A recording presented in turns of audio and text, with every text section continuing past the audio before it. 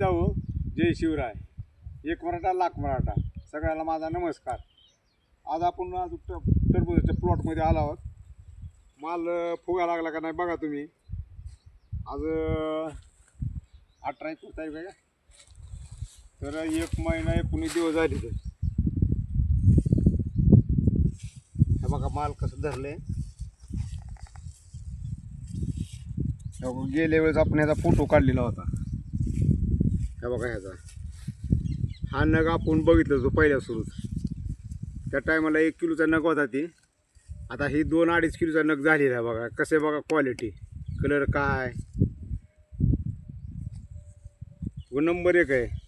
हे असं झापून राहावं लागते माल, कारण नाहीतर काय होते वरच्यावर आता ऊन पडते. ऊन पडलं का ही वरचा म्हणजे भाग गरम होते जास्त आणि खालचा भाग राहते थंड. ही थंड गरममध्ये ही वरचा भाग चटा पडत असते, पांढरा खराब होत नसते माल. फक्त वरचा कलर चटा पडला काय पुन्हा डाग पडते त्याला. हे बघा कसा आहे बघा ही क्वालिटी. हे बघा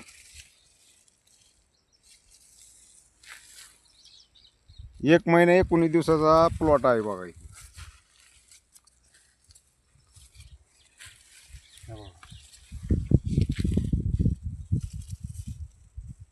थोडंसं आहे बघा ही कसं आहे बघा.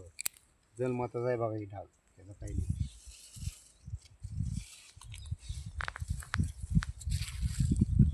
भरपूर लागण आहे आतमध्ये सुद्धा. कसली लागण आहे बघा टरबूजाची.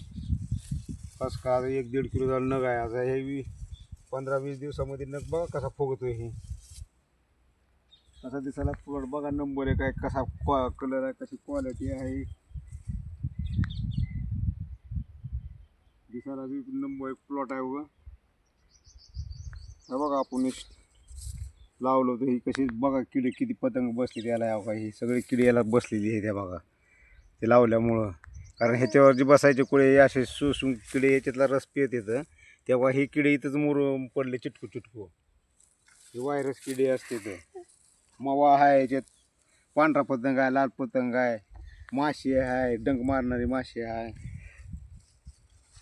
ही काय असं प्लॉट एकदम नंबर 1 ध्यान ठेवून केलं तरी व्यवस्थित. नाही तर लय परेशानीमध्ये कुठंतरी मग तांबडा मावा काळा मावा पडला का हे आकडून बसते. असं शेंडे आकडले का प्लॉटवरला काय होते.